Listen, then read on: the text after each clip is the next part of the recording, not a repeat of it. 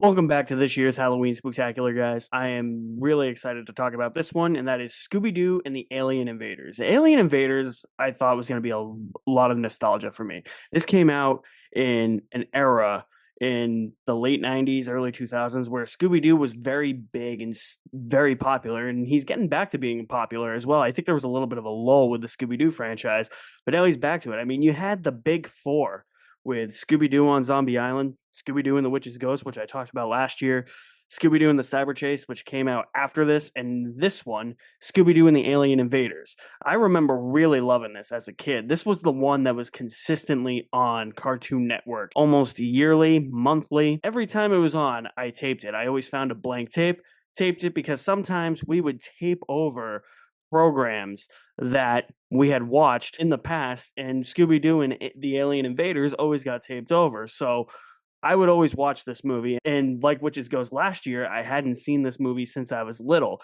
And as an adult, I think it's okay. It's not the best Scooby Doo movie. And I was very dismayed to learn that on this watch. It's been so long. I feel like this one just kind of comes across as a very boring Scooby Doo movie.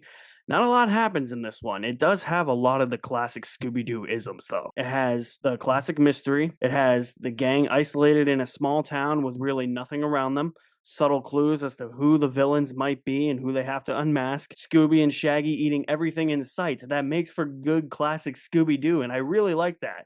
And I think the animation is really good, and I like a lot of the voice actors. I had never known that Mark Hamill did the voice of Steve in this movie.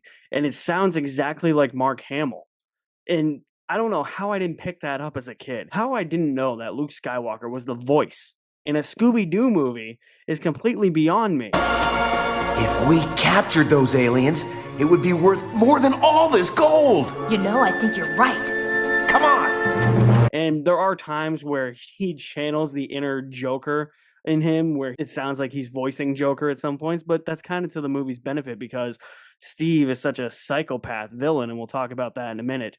But I think what really hurts this movie is that even though I'm talking about it for Spooktacular, it doesn't really feel like it's all that scary. Usually Scooby Doo movies have some sort of scary element to them. Witch's Ghost feels very Halloween-y. There's a lot of supernatural elements in that. Zombie Island is the first Scooby Doo movie to tackle the supernatural. So in that way, it feels different and it feels a little bit out of the element from Mystery Inc. in that movie. This one, there's something that just feels off about it. Not to say that this is a bad movie by any means, because I still do enjoy it. And my enjoyment for this movie mostly comes because it's Scooby Doo, Shaggy, and the rest of the gang. But I just think the setup is really weak. There's not really much here to set up with these characters.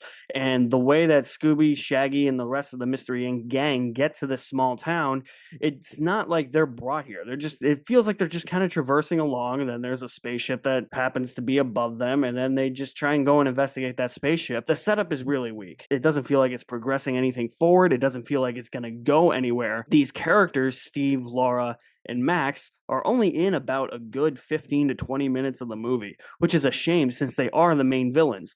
One other thing that I don't like about this movie, actually two things, there's two aspects about this movie, is that, sure, okay, you have a movie called Alien Invaders, which is fine. You have these three, Max, Laura, and Steve, who dress up as aliens to scare away the local population because they came across this mine that is full of gold and they want all the gold for themselves.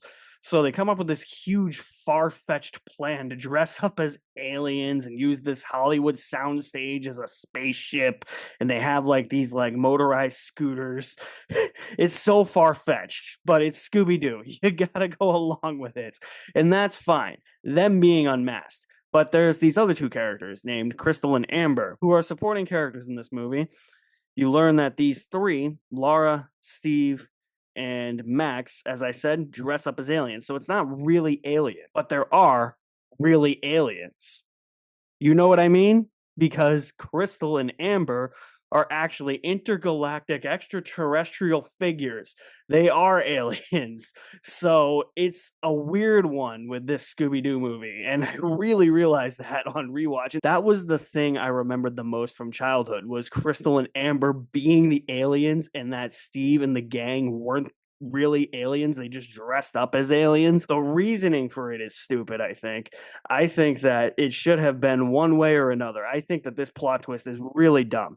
They should have committed to either full blown aliens or just had people dress up as aliens en masse. They should have just abandoned the whole Crystal and Amber storyline if that was the case. Look, I don't even hate them as characters aside from the fact that they're actual aliens. Fred, Velma, and Daphne really take a backseat in this movie to Shaggy and Scooby Doo, who fall in love with Crystal and Amber, which is actually kind of funny. And we saw this a little bit in the live action Scooby Doo movie from 2002, where Shaggy falls in love with Mary Jane, and he's like, well, that's my favorite name. Why did I just give Shaggy a cowboy accent? I have no clue. But I think it was done better in that movie than it is here, because there's this really hilarious musical number, but also awkward and cringy at the same time, where I was sitting there laughing at it, but at the same time thinking, what the fuck is this? It's something I don't even remember about the movie. And then when it was actually happening, it got about halfway through the song and some of the images in there,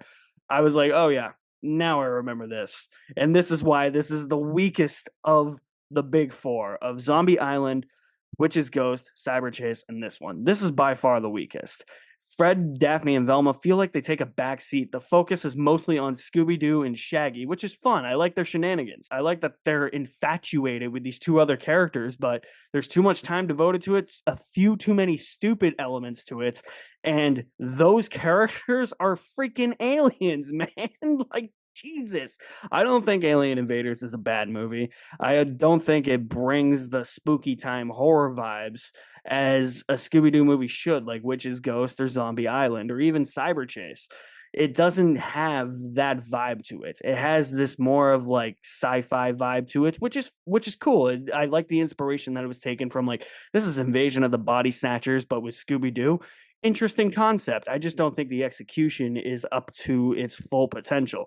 But there are definitely elements I like. I like the animation. I like the idea.